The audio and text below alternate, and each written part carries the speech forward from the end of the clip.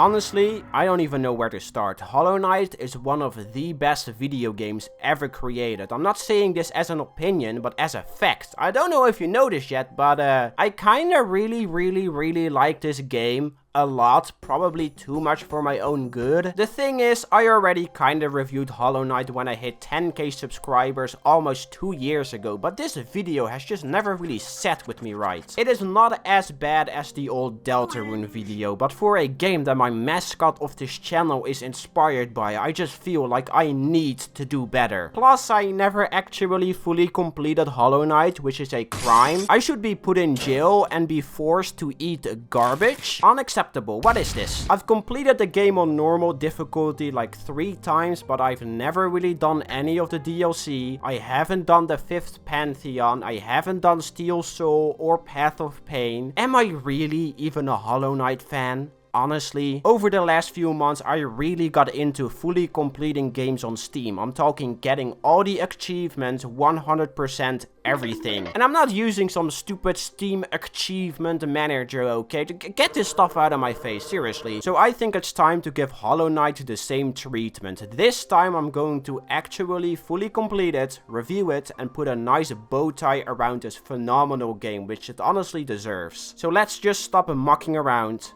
and begin.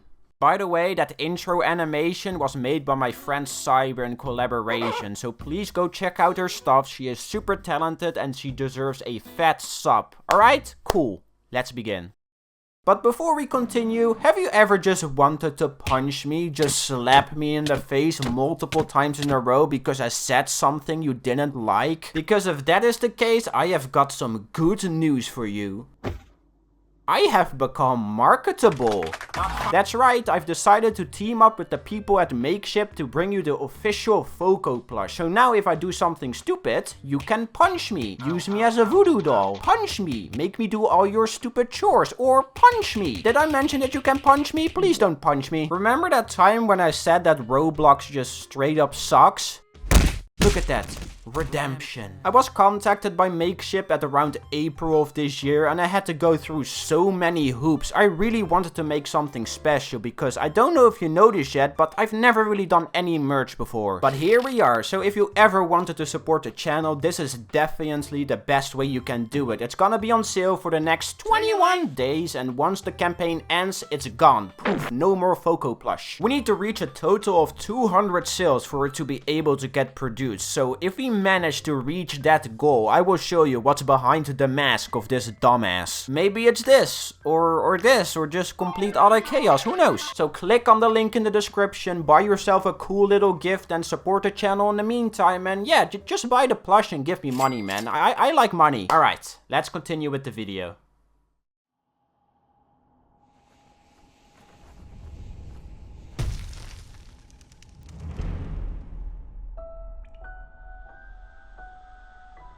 Hollow Knight starts off extremely mysterious. You get a couple of cutscenes and a quote, which I still don't even know what this means. You are just being thrown down into a pit and be forced to go through a short tutorial. You learn how to jump, fight, collect geo, heal, what lifeblood cocoons do, and how to open up shortcuts. And you also get a tablet telling you that you are about to enter a vast kingdom that higher beings coming to visit should watch out for. You break the giant sealed door in front of you, go outside and see a collapsed bridge laying on the ground in pieces. World building and theming is something Hollow Knight exceeds at. If you use your eyes for about 5 seconds, you can see that this game is absolutely gorgeous. I mean, just look at it. The art direction of Hollow Knight is stunning. Beautiful backgrounds, fantastic character designs, amazing animations, and great special effects. Looking at any screen in this game will make you drool all over your controller. There is a reason why there is so much Hollow Knight fan art floating around on the internet. The game itself is just fascinating to look at. It inspires people to come up with their own ideas and designs. Seriously, I really can't underestimate underestimate how good this game looks. It's just amazing, man. I can't get over it. Once you walk a bit forward from the broken bridge, you arrive at Dirtmouth, where you meet a funny old guy that makes a funny sound. He tells you that everyone going into the depths below goes crazy because of the sick air that floats around. This is where the game really starts. You jump into the well and arrive at the forgotten crossroads. Now you are free to explore to your heart's content and forge your own path. This is a Metroidvania after all, a really open-ended Metroidvania. It's all about creating your own path to the end while slowly upgrading your own abilities. This is where I'm gonna call out probably the biggest flaw of this game. It starts off really slow, probably too slow for its own good. I have seen so many people that didn't even bother getting past the Fallen Knight in the Forgotten Crossroads because it was kind of a snore fest to them. And to be honest, when I started playing Hollow Knight, I felt the same way. But I highly recommend you push through this slow bump because everything that comes after this is amazing. Eventually, you learn the ability to dash from defeating Hornet and getting the Mothwing cloak, and the ability to wall jump from collecting the Mantis Claw and the Fungal Wastes. Once you have these two very simple movement upgrades and start combining them together, chaining them,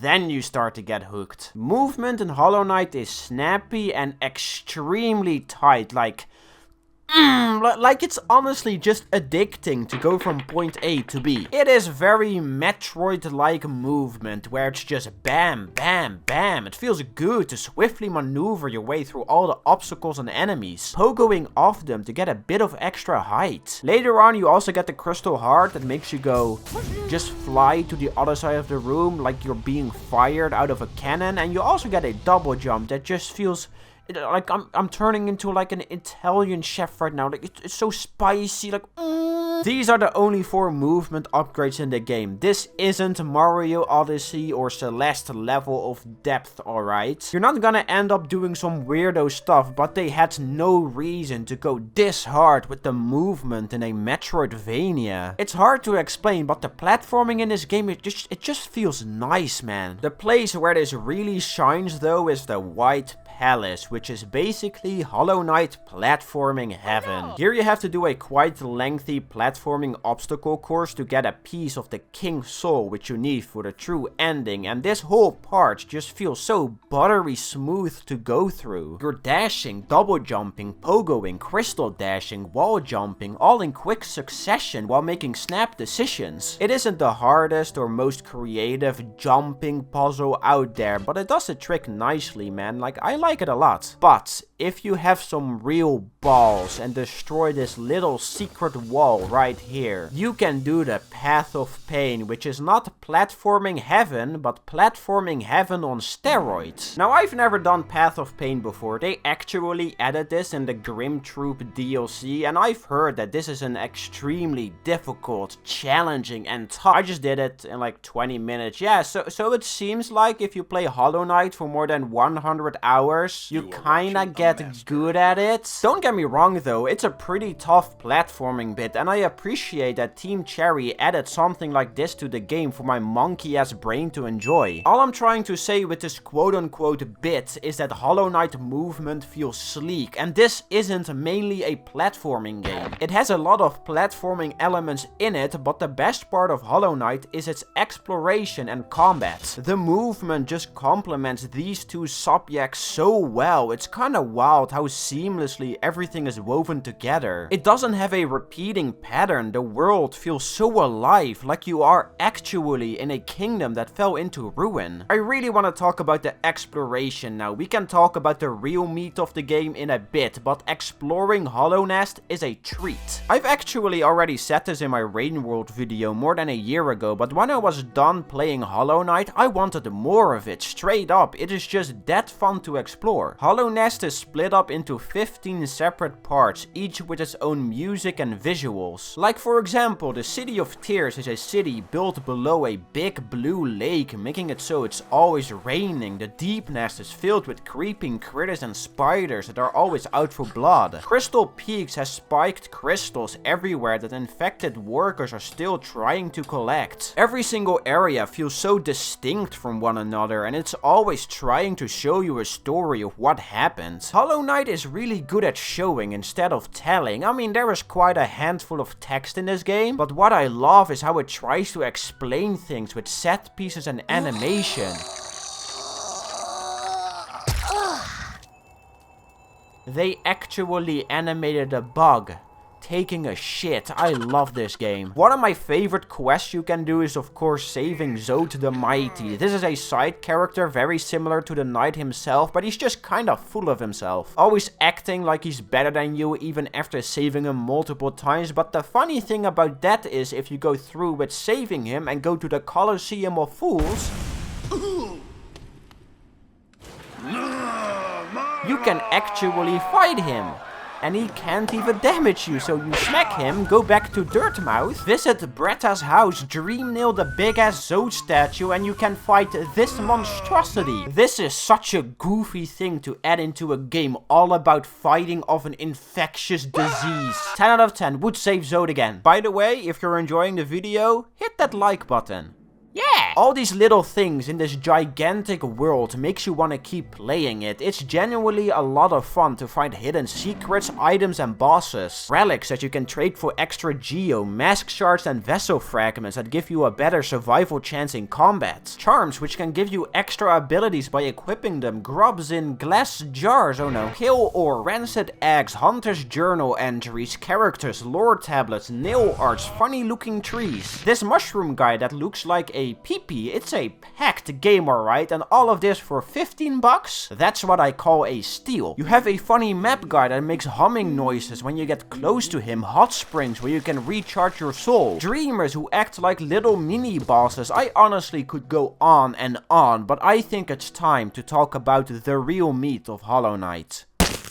The combat in Hollow Knight is fantastic. I don't think there's a better way to say it, honestly. The system they have in play here is very simple. You press a button and you swing, hit enemy X amount of times until they explode. And every single time you hit someone, you get 11 soul, up to a total of 99. And you can spend 33 of those souls to either shoot out a spell to deal a big chunk of damage or try to focus to heal yourself. It is a nice balancing act. You can't just jump in spam attack until an enemy or boss dies. You have to figure out their attack pattern and work around it. You also can't just heal whenever you want. You need to find an open spot where you know you will be safe for a few seconds and try to go through this short little animation. If you get hit while you are in this state, it will still take away your soul and not heal you, so it's important to figure out when you're safe and when you are able to heal. Those are the basics of Hollow Knight's combat. Again, it's a very simple system, but the way they delve more into this is with the use of charms. You know, those things I skimmed over about a minute ago. Yeah, these things enhance your abilities when you equip them, and each charm does something different. Now, I'm not gonna act like every single one of these is a winner. You have some real stinkers here, literally. This one just makes you fart. That's the charm. Every single charm has a charm notch cost. You start with only 3 notches, but you can bump it up all the way to 11. Usually, the better a charm is, the higher the notch cost is. So, for example, Steady Body makes you not get any knockback for 1 charm notch, and Quick Slash makes you attack quicker for 3 notches. Stalwart Shell makes you get more invisibility frames for 2 notches. Soul Eater is 4 notches. Sharp Shadow is 2. Dream Wielder is 1. You get the gist of it. The fun part about this system is that it feels exciting to get a new charm, a new ability to play with. You might get one that makes you focus quicker, or one that makes little spider bodies appear to help you aid in combat. Some of them also synergize with each other, like Fluke Nest. This charm costs 3 notches and it turns your vengeful spirit into a horde of disgusting worms, kinda like a shotgun. If you combine Fluke Nest with the Fart charm, you can shoot out a giant worm balloon that just kinda bounces around. Is it useful for anything? Not really. Is it a total waste of charm notches? Absolutely. But is it funny? Yes, this is very funny. You wanna go from one side of the map to the other as quick as possible, equip Dash and Sprint Master. You wanna thoroughly explore the map and not miss anything, Wayward Compass and Gathering Swarm are your best friends. Is spamming a bunch of spells in quick succession more your style, equip Spell Twister and Soul Eater. Or if you wanna have a straight up downgrade, you can equip this. This will definitely not bite you in the ass or anything. No. Experimenting with these charms is what I really like about the combat. There are quite a few playstyles you can adapt to. It is fun as hell to come up with your own build and demolish all the enemies and bosses in your path. And if we're gonna talk about the enemies, dude, this game has over 150 of them, including 47 different bosses. That is so much goddamn variety for, again, a 15 quid indie game. It's not. Team Cherry just really likes to slap you in the face multiple times in a row. Like, unironically, this game is tough as shit. It will beat you down into the ground and make you spawn on the other side of the map. It will drop you into places that you aren't ready for without even warning you. The game is not afraid to punch you into the ground, but by doing so, it makes it feel amazing to overcome all the obstacles it throws at you. It's a feeling that's really hard to explain, but every victory just feels like its own reward. And that drive of wanting to beat the next boss, the next area, that's what fuels you. That's what makes you want to master this game, and there's no place where Hollow Knight shows this as good as the Pantheon. Who cares? You know, that thing I mentioned at the start of this video that I never really tried before? Well, it turns out that this is really hard.